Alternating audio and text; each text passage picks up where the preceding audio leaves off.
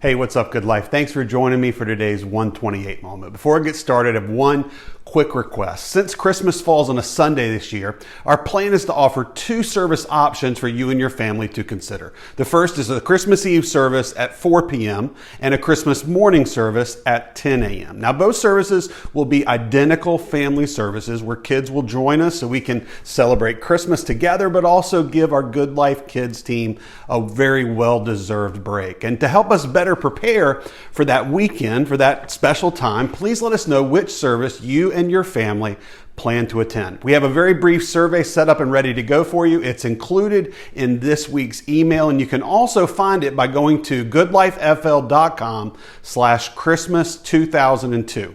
Thanks so much for your help on this. Now for our 128 time. As we start today, I want to share with you some incredible stats about the wonder of God's world. We all know that the blue whale is one of the largest animals to ever live on the earth, but we don't know and understand exactly how large they really are. They can measure up to 100 feet long. They can tip the scales at 2,000 tons, and their tongues, just their tongues, can weigh as much as an elephant. Now, the wonders of creation don't stop there.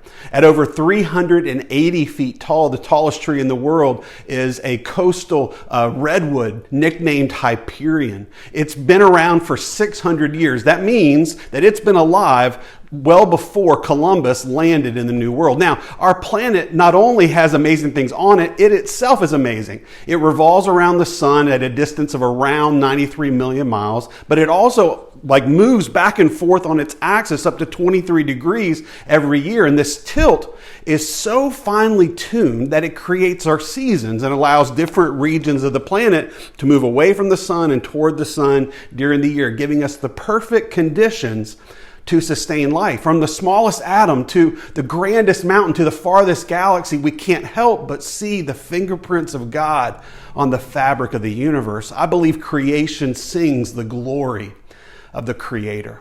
So as we head toward Christmas and as we're surrounded by presents and trees and dealing with travel plans, we must not forget one of the most remarkable aspects of the Christmas story, that the Creator entered His creation. When Augustine reflected on the birth of Jesus 1,600 years ago, he wrote powerful words on the wonder of the one who created all things becoming part of His creation, writing, "He loved us so that for our sake He was made a man in time, although through Him all times were made. He was made a man who made a man. He was created of a mother whom He created. He was carried by hands that He formed. He cried in a manger in wordless infancy. He, the Word, without whom all human eloquence is mute." You know, at Christmas, we celebrate the birth of Jesus, but as we look to the baby in the manger, we can sometimes quickly forget the power and the preeminence of Jesus Christ.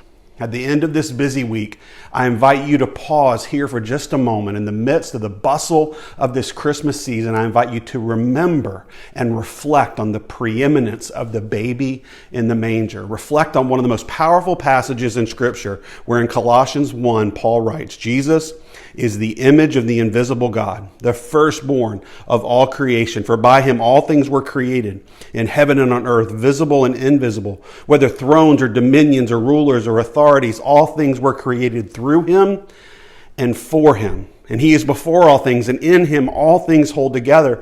He is the head of the body, the church. He is the beginning, the firstborn from the dead, that in everything He might be preeminent. For in Him all the fullness of God was pleased to dwell, and through Him to reconcile to Himself all things, whether on earth or in heaven, making peace by the blood of His cross." You know, Scripture is so crystal clear. That passage is so very powerful, and Scripture is clear from beginning to end that Jesus is preeminent over all things. I believe of that, there can be no question. The question for you and I to wrestle with today is this: is it evident that Jesus is preeminent over all things in our lives?